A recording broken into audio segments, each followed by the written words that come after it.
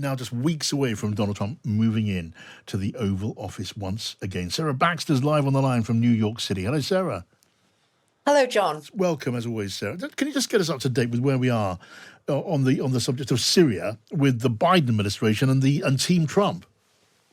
Yeah, well, Trump is saying don't get involved. But of course, all the great powers are moving in on Syria.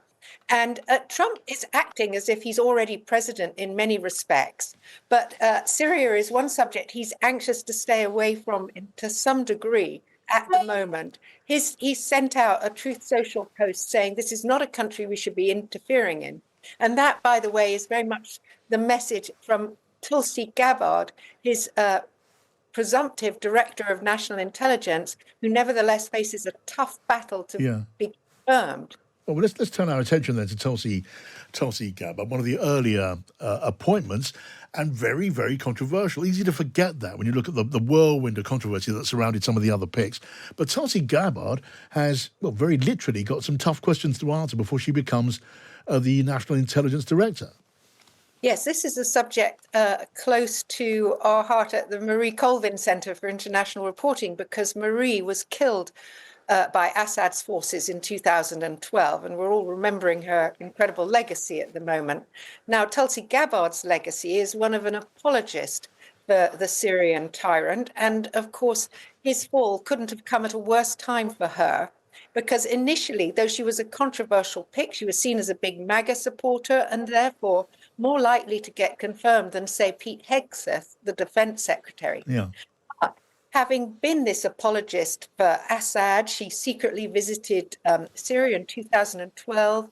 She questioned whether the chemical weapons used against the Syrian people were a false flag operation. I mean, this is pretty deep conspiracy thinking.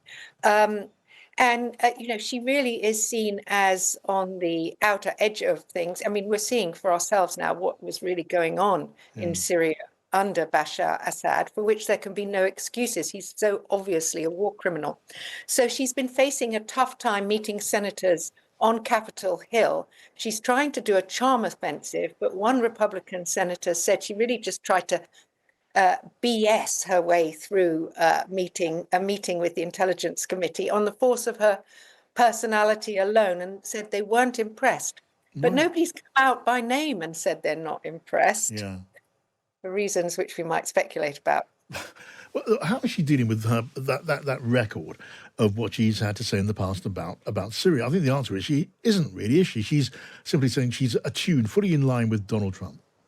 Yeah, well, Donald Trump has said, let's stay out of the potential Syrian mess. Obviously, she's fully in agreement with that. But she's actually parted ways with Donald Trump over a number of things. I mean, she had criticized him, for example, for sending arms to Syria, to Saudi Arabia. At one point, he accepted that chemical weapons had been used in Syria, and when she didn't. So they're not always on the same page. She's much more likely to be in the, fever swamps than he is on this issue.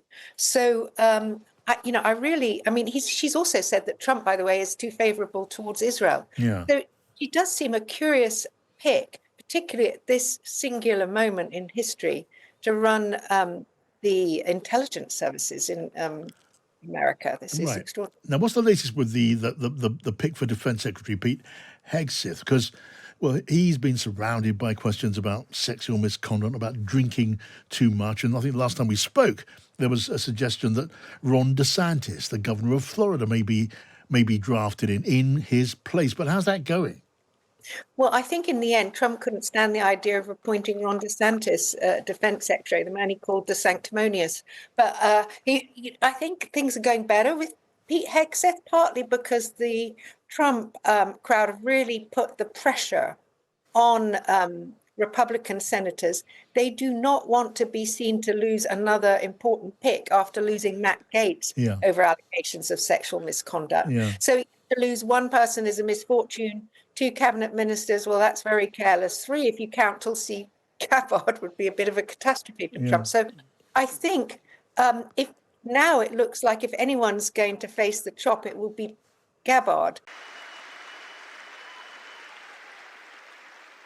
It's outrageous to me that here we are 12 days out from Election Day, and we have a presidential candidate who is celebrating sending hundreds of millions of our taxpayer dollars to help other people in other countries, supposedly help them, while turning her back on our fellow Americans who need help the most right now. We have friends who are veterans who are still out there in Western North Carolina, who are still getting out there to the small towns, who have not seen anyone from any government agency show up to help them.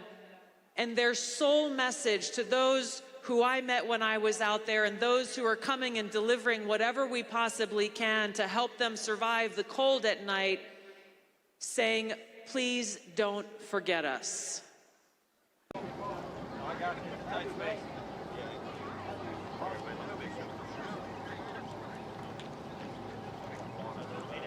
Hey, good. How are you?